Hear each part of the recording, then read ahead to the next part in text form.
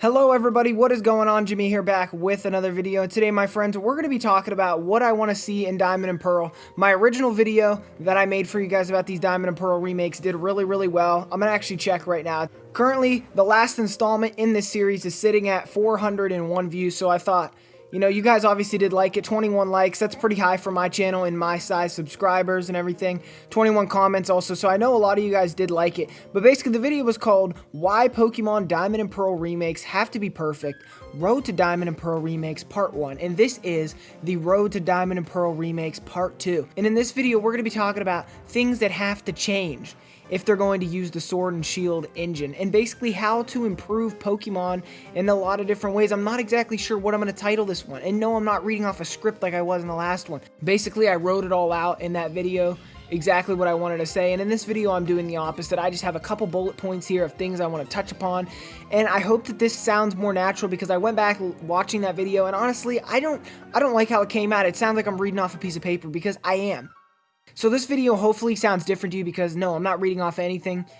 I just got some bullet points right here and we're just going to go off them. So let's start without any further ado. Let's get started here. So to begin with here, Pokemon Diamond and Pearl remakes are something that is basically all but confirmed at this point. And I think that it makes a lot of sense that we'll be getting them next.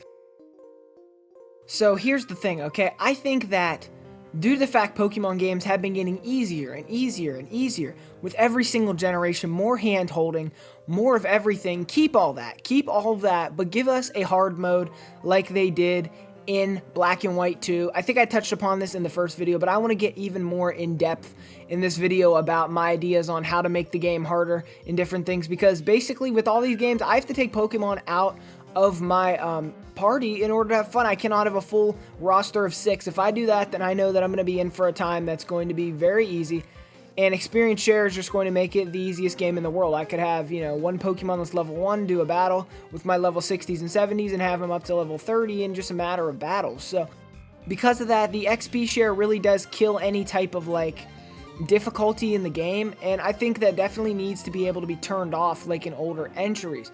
Now, I want the game to retain its, record, I guess you could say. Not really record, but for lack of a better term, it's infamous difficulty.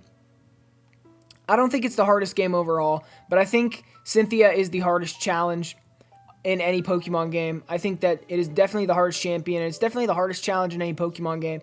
Basically, her team is so perfect with types and different things that it's a very hard thing to beat without, numerous attempts at it. I remember my first time, I didn't beat it. And honestly, I will be happy if I don't beat it on my first time, because that will just tell me that Game Freak really wants to keep that up. They want to keep that kind of stigma up that the Diamond and Pearl games are a little more difficult than some of the games in the series. I'm not saying it's the hardest overall, but towards the end of the game, the Elite Four and the Champion, I'd say is the hardest we've ever got in the series, but that's my opinion. Maybe I'm wrong about that, but I don't really think that I am.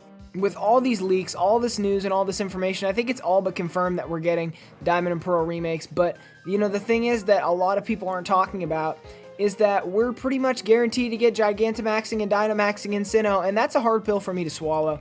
I talked about this in the first video, but here's the thing, okay? With the Dynamaxing and the Gigantamaxing, I kind of hate it, okay?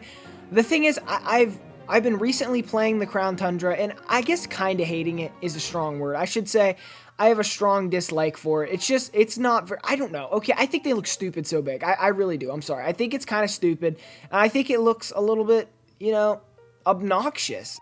And I think that Sinnoh is such a controlled region that I would rather see it more. If we're going to implement Dynamaxing and Gigantamaxing into any region at all, I think it would work best in a Kanto remake, like Let's Go Pikachu and Let's Go Eevee.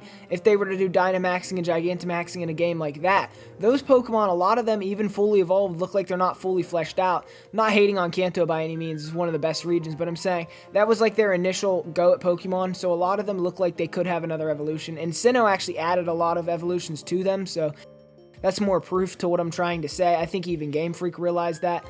And I think that, with Sinnoh, Mega Evolution is the move. And I know they're not going to do it. I know everybody's going to tell me, well, you can't focus on the past. Mega Evolution is done, but I would love to see the starters, all three, get Mega Evolutions. That would just mean the world to me. I would so much rather have it than have some Gigantamax, Dynamaxing. And I don't even think Gigantamaxing and Dynamaxing is bad in Sword and Shield. I think that it would be really bad outside of Sword and Shield. I kind of have a distaste for it in Sword and Shield, but, you know, we never had anything else in Sword and Shield, so how can I hate on it, Sword and Shield, for bringing this in? You know, it's the best-selling Pokemon game in over 20 years. Obviously, somebody likes it. I'm not trying to say that it's trash. All I'm trying to say is that I just think for SINNOH, this just really wouldn't make a lot of sense, and it's too obnoxious for SINNOH. I'm sorry. And I know we're going to get it, and that's just going to be something I'm going to have to live with. The Underground is probably going to be very similar to these Dynamax adventures that we go on to catch legendaries. I assume it's going to be very similar to that, and that's all but confirmed at this point. The Underground and all that is probably going to be replaced with real-life players to battle, but I don't know, maybe not. Who knows how they're going to pull this off? I'm just hoping that they don't butcher it whatever way that they pull it off. The last thing I want to talk about is game design, and I think that, you know, Sword and Shield was a step in the right direction, especially the DLC. I think that the DLC really shows that Game Freak actually has an idea of where they're going with this series, rather than the original game kind of felt like it was meaningless to some degree. A lot of the post-game content, you know, you could get through in like literally like 45 minutes, like all of it. And I feel like, you know, with the Crown Tundra in the Isle of Armor, that it feels like they kind of have an idea. This is more for the Crown Tundra than the Isle of Armor. The Crown Tundra feels fully fleshed out to me, and it feels like they knew what they were doing a lot more than they did with the Isle of Armor and for Sword and Shield. But I'd say both DLC packs are a step in the right direction, especially the free roaming camera and all that. We need the SINNOH remakes, the Gen 4 remakes, the Diamond and Pearl remakes, the Platinum remake, whatever they try to badge it as. It's probably going to be the Diamond and Pearl remakes. I highly doubt they're going to do a Platinum remake, but who knows, everybody? We don't know. You don't know. Let's Go Pikachu and Let's Go Eevee is technically a remake of Yellow, so, I mean, you never know. They could go that route with this, but I don't want a Let's Go game. That's another thing I want to talk about, but we'll talk about that later. With game design, like I said, we need a free roaming camera over the entire game. We need less linear paths. That was cool in the 90s. That was cool in the 2000s. That was cool in the 2010s.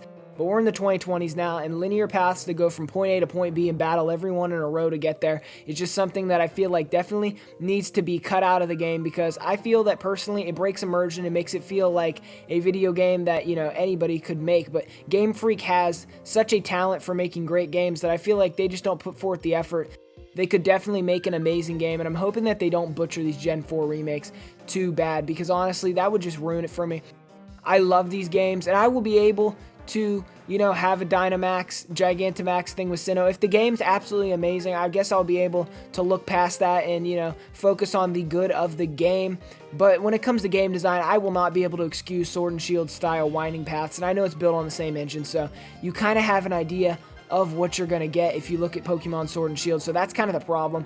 Another thing, a lot of the textures look really, really low res. They need to be upscaled. Frame rate drops in skitters and studs, those all need fixed for the Gen 4 remakes, because these games are going to be celebrated. They're going to be games that millions of people play, and I think that truthfully they should try a little harder to make sure it runs at a smooth 30 or 60, you know? I feel like the graphics aren't very demanding. I don't think the battles look bad, but I don't think they look that great either. I think all the models need remade. Absolutely I do.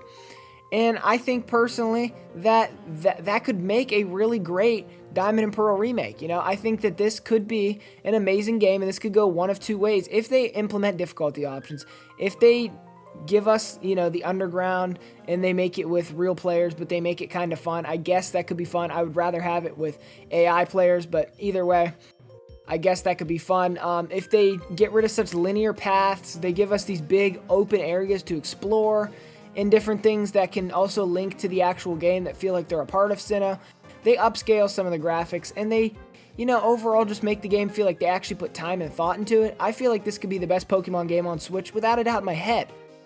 But those are just my thoughts on this. If you have enjoyed this video, don't forget to drop me a like, comment, and subscribe. We will be doing the Road to Diamond and Pearl Remakes Part 3 in the future. So I want to thank you all one more time. Jimmy out of here. Thank you for the support, everybody.